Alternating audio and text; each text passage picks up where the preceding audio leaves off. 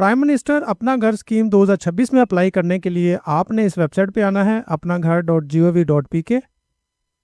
ये पहली वाली वेबसाइट आएगी, इसको ओपन कर लेना है और यहाँ पे आके आपने सबसे पहले अपना अकाउंट क्रिएट कर लेना है।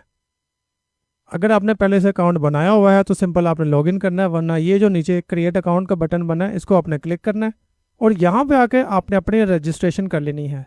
रजिस्ट्रेशन बहुत सिंपल है, आप जस्ट आपका नाम है, CNIC नंबर, आपका मोबाइल नंबर, आपका ईमेल एड्रेस और पासवर्ड, और नीचे आपने रजिस्टर कर लेना। चलिए मैं फटाफट ये सारी इन्फॉर्मेशन लिख लेता हूँ। तो अभी मैंने सारी इन्फॉर्मेशन लिख ली है, तो यहाँ से हम करते हैं रजिस्टर। तो ये देखिए हमारा अकाउंट क्रिएट हो गया। अब यहाँ पे सिंपल हमने NIC और पासवर्ड के साथ लॉगिन करना है। यहाँ पे ये सिक्योरिटी कोड एंटर करना है और साइन इन का बटन दबाना है। जैसे ही आप लॉगिन करेंगे तो आपके सामने ये 3-4 इंस्ट्रक्शंस आ जाएंगे जो बहुत सिंपल है, मैं आपको साथ साथ करके बताऊंगा। तो इस वीडियो में हम अप्लाई करने का पूरा मेथड बताने के साथ साथ आपको कुछ इसके स्कीम के रूल्स रेगुलेशन भी बताता रहूँगा। सो मेक श्योर कि आप एवरी स्टेप को अच्छे से समझ लें और बाद में आपको परेशानी ना उठानी पड़े। तो यहाँ पे सिंपल पहले आके हमने ये अप्लाई नाउ का बटन दबाना है। सबसे पहले यहाँ पे आपने अपनी कैटेगरी बतानी है कि आप किस किस्म के इंडिविजुअल हैं। जैसे कि आप अगर सैलरी पर्सन है तो इसको चूज़ करेंगे। अगर आपकी इनकम जो है वो किसी और सोर्स से आती है, कोई आप फ्रीलांसिंग करते हैं या आपका कोई इनफॉर्मल सोर्स है, यानी जो सैलरी और बिजनेस के अलावा होगा, तो आपने ये चूज़ करना है। अगर आपकी बिजनेस इनकम है, यानी आपका कोई छोटा बड़ा जिसे किसी भी किस्म का कारोबार है, तो उसके लिए आपने ये चूज़ करना है। और आपने मेक श्योर करना है कि आपका CNIC करेक्ट हो और साथ में आपने इससे पहले किसी भी हाउसिंग स्कीम में या किसी किस्म का कर्जा ना लिया हो, तभी आप इस स्कीम में अप्लाई कर सकते हैं। तो अभी मैंने जिसका अप्लाई करना है वो एक सैलरी पर्सन है, तो हम इस पर क्लिक करेंगे। तो ये देखिए हमारे सामने सैलरी वाले पर्सन का फॉर्म जो है वो ओपन हो गया है। तो सैलरी पर्सन के अलावा अगर मैं आपको बिजनेस पर्सन वाले का भी ये फॉर्म दिखाऊं तो वो भी तकरीबन सेम ही है, उसमें कोई इतना खास फ़र्क नहीं है। ये देखें ये भी सेम उसी तरह से का है सारा, ये देखें। तो अभी दोबारा से हम यहाँ से सैलरी वाला चूज़ करते हैं क्योंकि जिनका अप्लाई करना है वो एक सैलरी पर्सन है। मैंने आपको सिर्फ इसलिए दिखाया था आपको पता चल जाए कि बिजनेस वाले में कोई खास फ़र्क नहीं है, सेम ही तरीका है। सबसे पहले यहाँ पे बैंक डिटेल्स देनी है, फिर उसके बाद पर्पज़ देना है। पर्पज़ जारी बात अपना घर बनाना है, प्लॉट लेना है 10 मरले का, या आपने 10 मरले का घर खरीदना है तो उसके लिए है। तो क्योंकि ये फाइनेंशियल लिमिट जो है वो 1 करोड़ रुपये तक है, आप इसको 25 लाख, 50 लाख, 75 लाख या 1 करोड़ रुपये तक इसको अप्लाई कर सकते हैं। और ये आपका जो टेन्योर होगा ये 20 साल के लिए होगा। और 20 साल होने की वजह से आपको जो पहले 10 साल हैं वो आपको 5% फिक्स्ड मार्कअप लगेगा, और उसके बाद जो वाले जो 10 साल होंगे, जो रिमेनिंग 10 ईयर्स, उसमें आपका जो रेगुलर उस ज़माने में चल रहा होगा, जो इस पे लोन के ऊपर जो रेट चल रहा होगा बैंकिंग का, तो वो आपको देना पड़ेगा। वो 10% भी हो सकता है, 15-20, जो भी उस ज़माने में चल रहा होगा 10 साल बाद, तो वही एप्लीकेबल होगा। सिर्फ पहले 10 साल में आपको बचत है, क्योंकि पहले 10 साल में आपसे 5% टैक्स है वो देंगे। और एक बात आपने याद रख लेनी लाजमी कि इसके ऊपर आपको कोई भी प्रोसेसिंग चार्जेस नहीं है, और ना ही आपने कोई प्री पेमेंट देनी है, यानी आपको कोई अर्ली पेमेंट देने की ज़रूरत नहीं है। जब तक आपका लोन कबूल नहीं हो जाएगा, आपसे बैंक भी कोई ब्रांच या अगर कोई आपसे इस तरह से पैसे मांगते भी आपने नहीं देना, क्योंकि इसके रूल्स रेगुलेशन में ये बात लिखी हुई है कि इसके ऊपर कोई भी प्रोसेसिंग नहीं है, ना ही इसकी कोई प्री पेमेंट है। और एक और बात, ये लोन हासिल करने के लिए मिसाल के तौर पर अगर आप 50 लाख लोन हासिल करते हैं तो उसके ऊपर 10% जो है वो आप खुद अरेंज करेंगे और 90% जो है वो गवर्नमेंट आपको देगी। मिसाल के तौर पर 5 लाख आपने खुद अरेंज करना है और 45 लाख जो है वो गवर्नमेंट देगी। इस तरह से आपने याद रखा है भाई, लोन टू वैल्यू आपको जो है वो 90-10 है। तो चलिए यहाँ पे सबसे पहले बैंक एंटर करते हैं। सबसे पहले ये पूछ रहा है कि आप किस बैंक में अपना ये लोन हासिल करना चाहते हैं, तो आपने यहाँ पे अपना पसंदीदा बैंक जो है उसमें आपने इसको चूज़ कर लेना है। नेक्स्ट आपने उसका ब्रांच नेम बताना है भी किस ब्रांच में है आप इसको हासिल करना चाहते हैं लोन को। नेक्स्ट आपने यहाँ पे बताना है किस सिटी में है आपका वो बैंक। उसके बाद अगर आपके उसी बैंक में आपका ऑलरेडी अकाउंट एक मौजूद है, चाहे वो सैलरी पर्सन का है या आपका कोई और है, लेकिन कोशिश करें कि सैलरी वाला अप्लाई कर रहा है तो अपना वही बैंक अकाउंट चूज़ करे और वही बैंक अकाउंट यहाँ पे लिखे जिसमें उसकी सैलरी आती है, उससे ज़रा प्रोसेस थोड़ा आसान हो जाएगा। तो यहाँ पे अब आपने अपना बैंक अकाउंट लिखना है और यहाँ पे वो IBAN एक्सेप्ट नहीं करे, यहाँ पे अपने सिंपल बैंक अकाउंट नंबर लिखना है जो तकरीबन 15-16 से 17 डिजिट का होता है वो वाला। और इसके बाद आपने उसी बैंक का नाम दोबारा यहाँ पे लिख देना है। ये लिखने के बाद नीचे से हमने ये सेव एंड नेक्स्ट का बटन दबाना है, तो आपकी इन्फॉर्मेशन यहाँ पे सेव हो जाएगी। और अब हम आ जाएंगे यहाँ पे पर्पज़ ऑफ फैसिलिटी, यानी अब आपको क्या चाहिए। यहाँ पे जाहिर बात है हमने हाउस के लिए अप्लाई करना अपने घर के लिए, तो आपने यहाँ पे चूज़ करना है कि plot plus construction, house plus flat या खाली कंस्ट्रक्शन। इनमें से कोई भी ऑप्शन आपने जो है वो उसको चूज़ कर लेना है। तो मैं यहाँ पे चूज़ करूँगा प्लॉट प्लस कंस्ट्रक्शन के लिए। और यहाँ पे आपने अपनी जो भी आपकी मनचाही अमाउंट हो जो आप हासिल करना चाहते हैं वो आपने यहाँ पे लिख देनी है। उसके बाद नीचे ये आपसे पूछता है भी आपका जो मिनिमम जो है, जैसे मैंने बताया था अभी लोन टू वैल्यू जो है 90 और 10 है, जो 10 मिनिमम ये रहेगी यहाँ पे। लेकिन अगर आप चाहते हैं कि आपने ज़्यादा इक्विटी अपनी तरफ से ऐड करनी है तो आप यहाँ से अपनी मर्जी की वैल्यू भी ऐड कर सकते हैं। मिसाल के तौर पर आप 30% अपने आप से ऐड करना चाहते हैं और बाकी अमाउंट जो 1 करोड़ में से बाकी 70 लाख आप गवर्नमेंट से चाहते हैं तो आप यहाँ पे 30% लिख देंगे। लेकिन अगर आप सिर्फ 10% ही ऐड करना चाहते हैं जो कि मिनिमम है यहाँ पे, तो आप 10% लिखेंगे, बाकी 90% जो है वो गवर्नमेंट की तरफ से आएगा।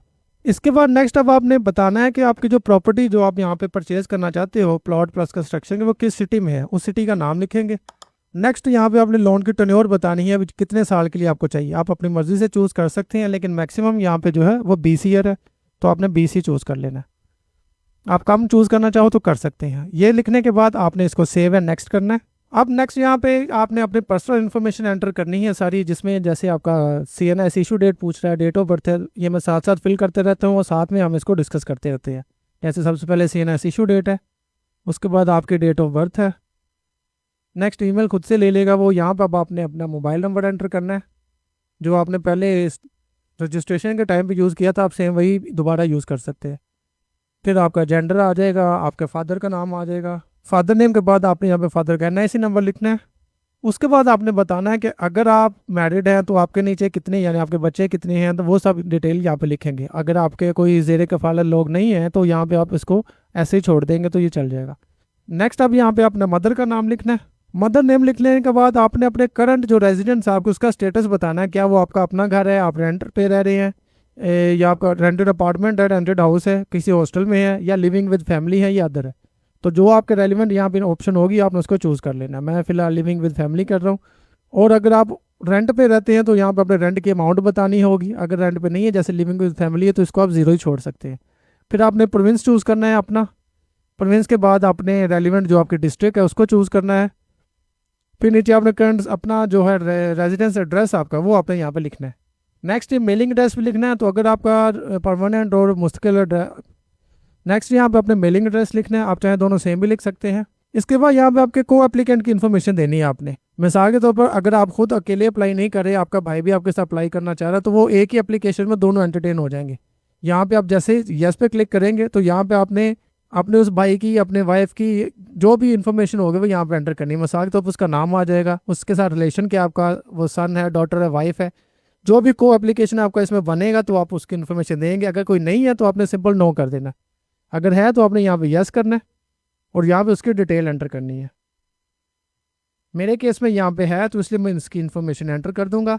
यहाँ पे उसका CNIC नंबर आएगा, उसका मोबाइल नंबर आएगा। नेक्स्ट देन आपके जो को एप्लीकेंट होगा उसकी ईमेल आएगी, साथ में उसकी अगर इनकम है तो यहाँ पे आप लिख देंगे। अगर वो भी जॉब करता है कोई इस तरह से चाहिए तो उसकी जितनी भी सैलरी होगी वो आप यहाँ पे लिख सकते हैं। अगर नहीं भी है तो जितनी उसकी मंथली इनकम बनती है वो यहाँ पे आप लिख लेंगे। फिर आपने गारंटर का नाम देना है, ये आपको कोई भी क्लोज रिलेटिव या कोई दोस्त अहबाब हो सकता है वो लिख देंगे आप। अगर उसकी भी इनकम है तो वो लिखेंगे आप यहाँ पे, और साथ में उसका NIC नंबर। सेव और नेक्स्ट का बटन दबाने से पहले ऊपर अभी हमने अपनी पिक्चर ऐड करनी थी, जो भी हम छोड़ रहे थे उसको भी अपडेट कर देंगे। यहाँ पे आपने अपनी पिक्चर लगा देनी है। पिक्चर ऐड कर देने के बाद अब नीचे से अब हम इसको सेव एंड नेक्स्ट कर देंगे। नेक्स्ट यहाँ पे आगे आपके एम्प्लॉयमेंट डिटेल, यानी अब आप जो सैलरी पर्सन है उसने अपने एम्प्लॉयमेंट की डिटेल बतानी है कि वो कहाँ पे जॉब करता है, किस डिपार्टमेंट में है, तो यहाँ पे ये उसकी सारी इन्फॉर्मेशन आएगी। पहले नंबर पे जैसे एम्प्लॉयर का नाम है। उसके बाद नेक्स्ट आपने बताना है यहाँ पे आपकी जॉब कॉन्ट्रैक्चुअल है या परमानेंट है, तो आपने परमानेंट होने की सूरत में परमानेंट को चूज़ कर लेना है। फिर आपने एम्प्लॉयर का एड्रेस बताना है कि उसका एड्रेस है किधर का, यहाँ पे उस ऑफिस का एड्रेस आपका जो होगा वो यहाँ पे आ जाएगा, ऑफिस एड्रेस लिखेंगे आप यहाँ पे। नेक्स्ट आपने अपना डेजिग्नेशन बताना है कि जो भी उस ऑफिस में आपका डेजिग्नेशन आप वो यहाँ पे लिख देंगे। फिर आपने अपनी ज्वाइनिंग डेट बतानी है, जिस डेट को आपने उसको ज्वाइन किया था। उसके बाद आपने अपनी नेट मंथली इनकम बतानी है यहाँ पे, यानी एक तो आपकी ग्रॉस इनकम आती है और एक आपकी आती है नेट। जो नेट इनकम आपने वो बतानी है, ग्रॉस इनकम में से क्योंकि टैक्सेस वगैरह कट जाते हैं पीछे रह जाती है नेट इनकम, तो आपने वो बतानी है यहाँ पे। नीचे आपने अपने ऑफिस का कॉन्टैक्ट नंबर बताना है, जो आपका ऑफिस का वहाँ पे जो ऑफिशियल नंबर होगा आपका। हो सकता है यहाँ पे वो कॉल करके थोड़ी वेरिफिकेशन भी करें कि भी आप वाकई यहाँ के एम्प्लॉई हैं, और मज़ीद जो भी पूछना चाहें वो इस पर पूछ सकते हैं।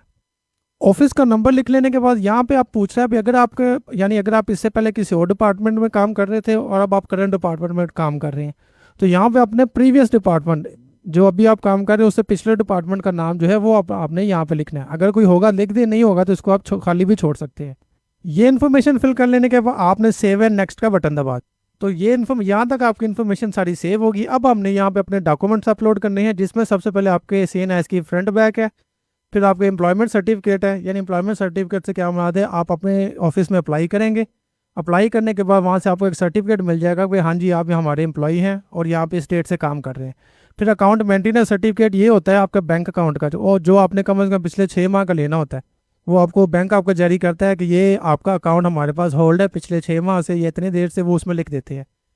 फिर नेक्स्ट ऑफ किन का CNIC आएगा, यानी जैसे मैंने अपना को एप्लीकेंट लिखा है तो मैं उसकी ऐड कर सकता हूँ, या अगर आपने नहीं भी लिखा तो नेक्स्ट ऑफ किन में आप आपका भाई, आपकी वाइफ, आपकी बहन, आपके वालिद साहब, किसी का भी NIC की फ्रंट और उसकी बैक आ जाएगी।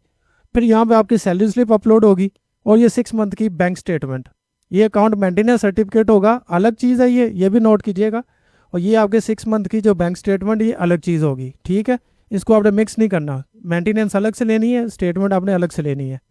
तो ये जितने भी आपके पास इमेजेस आप इकट्ठी करेंगे, इसको आप PDF या JPG में यहाँ पे बना लीजिएगा, क्लियर सी इमेज बनाइएगा इसकी, और यहाँ पे इसको साथ में आपने अपलोड कर देना है। तो मैंने यहाँ पे आपको इन सभी डॉक्यूमेंट्स के बारे में बता दिया कि इनका यहाँ पे क्या मकसद है, वो आपने इनको कैसे हासिल करना है। नीचे से आपने ये चेक लगाना है और यहाँ से सबमिट एप्लीकेशन का बटन दबाना है, तो आपकी एप्लीकेशन जो है वो यहाँ पे सबमिट हो जाएगी। अब जाते जाते मैं आपको इस स्कीम के थोड़े रूल्स एंड रेगुलेशन दोबारा से बता देता हूँ। यानी ये जो लोन है ये 20 साल के लिए है, जिसमें पहले 10 साल 5% मार्कअप होगा और अगले 10 साल में नॉर्मल मार्कअप लगेगा।